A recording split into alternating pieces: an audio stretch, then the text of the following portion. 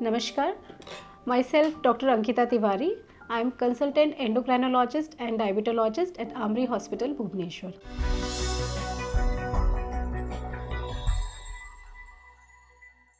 आज 4 मार्च है, मतलब वर्ल्ड ओबेसिटी डे।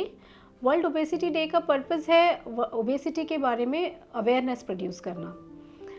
इंडिया पूरे वर्ल्ड में ओबेसिटी के बारे में अगर बोला जाए तो इंडिया का सेकंड रैंक है। First is US and then second हमारा रैंक है। Since obesity is a pandemic which has multiple side effects if it develops. इस बार का थीम है let's talk about obesity. Obesity जहाँ तक नॉर्मल इसमें उसको as a social stigma, as a cosmetic problem लिया जाता है, but it is not only a cosmetic problem, it's a medical problem. Obesity की वजह से मल्टीपल डिजीज़ेस जैसे diabetes, hypothyroidism, hypertension, cholesterol problems, heart problems, arthritis, obstructive sleep apnea, infertility in some groups, polycystic ovary syndrome, ये सब problems आपको आ सकते हैं। इसलिए ओबेसिटी को ट्रीट करना, उसके बारे में जानना बहुत इम्पॉर्टेंट है।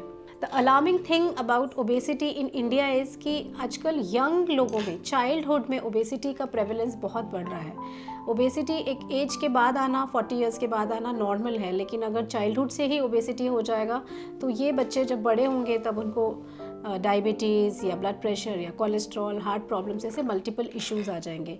इसीलिए लाइफस्टाइल को चेंज करना, एक सही लाइफस्टाइल को रखना स्टार्टिंग से he is very very important. Obesity के कुछ कॉजेज़ रहते हैं।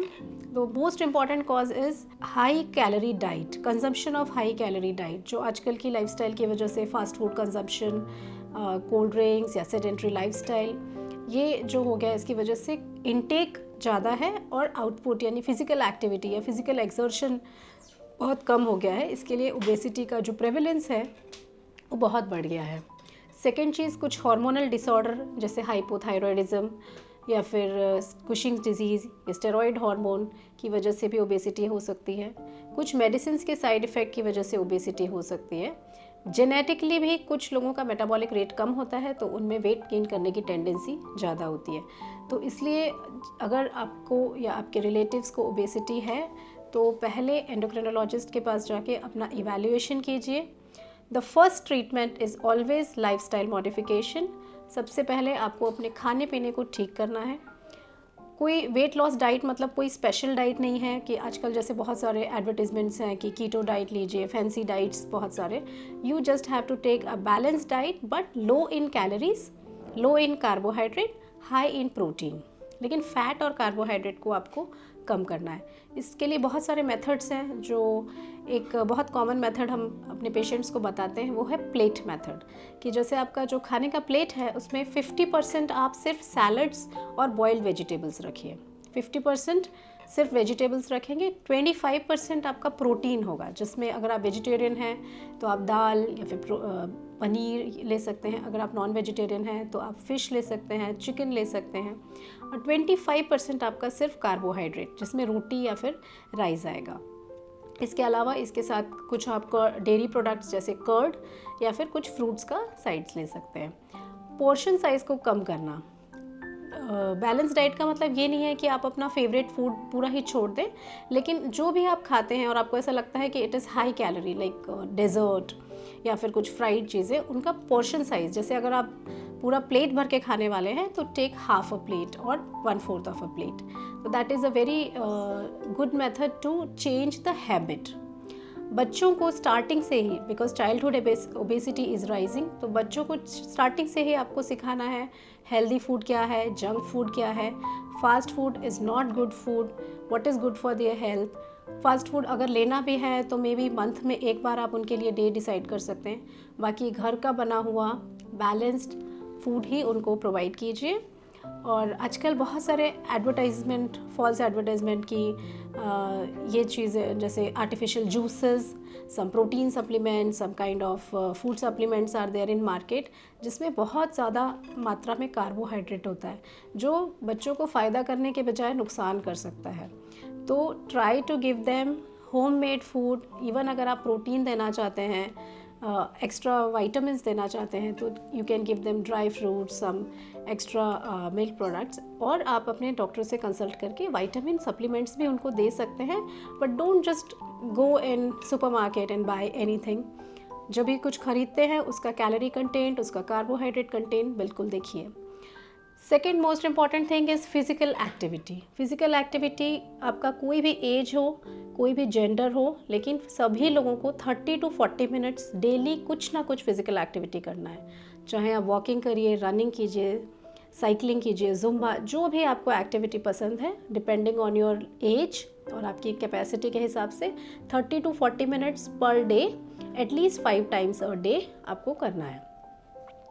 थर्ड चीज़ कि फ़िज़िकल एक्टिविटी अगर आपको एक साथ करने का टाइम नहीं मिलता, बहुत सारे पेशेंट्स कंप्लेन करते हैं कि हमारे पास टाइम नहीं है, तो आप उसको डिवाइड कर सकते हैं। लाइक अगर बहुत सारी ऐप्स हैं जिसमें आप अपना स्टेप काउंट देख सकते हैं कि 8000 स्टेप्स या 10,000 स्टेप्स पर डे चलना है, तो अगर एक साथ टाइम नहीं मिलता आप उसको डिवाइड कर लीजिए कि मॉर्निंग या इवनिंग या आफ्टरनून में उसको डिवाइड करके आप अपना पूरा फिज़िकल एक्टिविटी एक दिन का कंप्लीट कर सकते हैं। थर्ड चीज़ है हार्मोनल कॉज। अगर ये सब होने के बावजूद आप फिज़िकल एक्टिविटी भी कर रहे हैं, डाइट भी कर रहे हैं, लेकिन वेट लॉस नहीं हो रहा है, तो आपको हार्मोन स्पेशलिस्ट, एंडोक्रिनोलॉजिस्ट को कंसल्ट करना चाहिए, हार्मोनल इवैल्यूएशन करना चाहिए। वो आपका कैलोरी इनटेक, आपका फिज़िकल एक्टिविटी, आपका हार्मोनल स्टेटस, आपका पीरियड्स, वो सब देख के आपको बताएंगे कि कौन से और मेडिसिन से आपको हेल्प हो सकती है। ये सब होने के कभी जेनेटिक में मेटाबॉलिक रेट ही स्लो होता है, तो वो फैमिलियल होता है। देखेंगे तो पेरेंट्स भी ओबीस हैं, बच्चे भी ओबीस हैं, और ऐसे लोगों को हार्ट डिजीज़ का भी खतरा ज़्यादा रहता है। तो जेनेटिक अगर है तो उसके लिए भी we have options. Coming to the treatment part, सबसे पहला तो जो लाइफस्टाइल मॉडिफिकेशन है, स्ट्रेस फ्री लाइफ। तो आपको एक अच्छी एडिक्वेट स्लीप लेना और स्ट्रेस को कम करना is very important. 8 hours minimum sleep सभी को लेना है, 6 to 8 hours depending on your age and lifestyle. D stress करने के लिए आप मेडिटेशन कर सकते हैं, योगा कर सकते हैं, या कोई भी फिज़िकल म्यूज़िक या जो भी जिस चीज़ से आपको स्ट्रेस कम होता है वो करना है। लाइफ में स्ट्रेस को थोड़ा सा कम रखना है। और उसके बाद में ट्रीटमेंट ऑप्शंस। तो ट्रीटमेंट में हमेशा जो फर्स्ट है वो है लाइफस्टाइल मॉडिफिकेशन, जो हमने अभी डिस्कस किया। उसके बाद मेडिसिन्स, सेकेंड लाइन अगर लाइफस्टाइल से नहीं हो रहा है देन वी हैव मेडिसिन्स। आजकल बहुत वंडरफुल न्यू लेटेस्ट मेडिसिन्स आ गए हैं जिससे 20% तक वेट लॉस हो सकता है अगर ठीक से लिया जाए तो then medicines are also there, जिसके बहुत मिनिमम साइड इफ़ेक्ट्स या बहुत मिनिमम इसमें बहुत अच्छा वेट लॉस होता है, सस्टेन्ड वेट लॉस होता है। एंड अगर मेडिसिन भी फेल हो जाए तो फिर थर्ड ऑप्शन होता है सर्जरी या बेरियाट्रिक सर्जरी। बेरियाट्रिक सर्जरी भी आजकल जैसे जैसे एवोल्यूशन, जैसे जैसे टेक्नोलॉजी एडवांस हो रही है, तो मिनिमम इन्वेजिव बेरियाट्रिक सर्जरीज़ हैं जिसमें बहुत ज़्यादा सर्जिकल कोमॉर्बिडिटी नहीं होती है। वेट लॉस बहुत अच्छा होता है, 30-35% तक वेट लॉस हो जाता है, सस्टेन्ड होता है, and minor procedures are also not that complicated और पेशेंट्स अच्छे से रिकवर हो जाता है। आमरी हॉस्पिटल में we have a dedicated obesity clinic which is a team of endocrinologist, bariatric surgeon, dietitian, physiotherapist, nutritionist.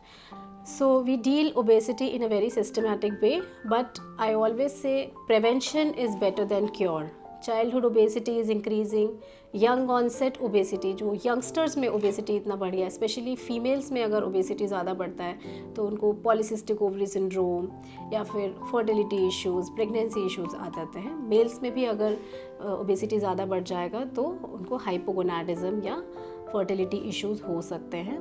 तो पहले से ही हमें हमारा डाइट, हमारा फिज़िकल एक्टिविटी, हमारा लाइफस्टाइल को बैलेंस करना है कि ओबेसिटी नहीं हो, और अगर ओबेसिटी हो जाता है तो टाइमली इंटरवेंशन करके उसको ट्रीट करना है। So this would be my message, maintain a healthy lifestyle, and if you think you are not losing weight despite of diet and exercise, please consult your endocrinologist.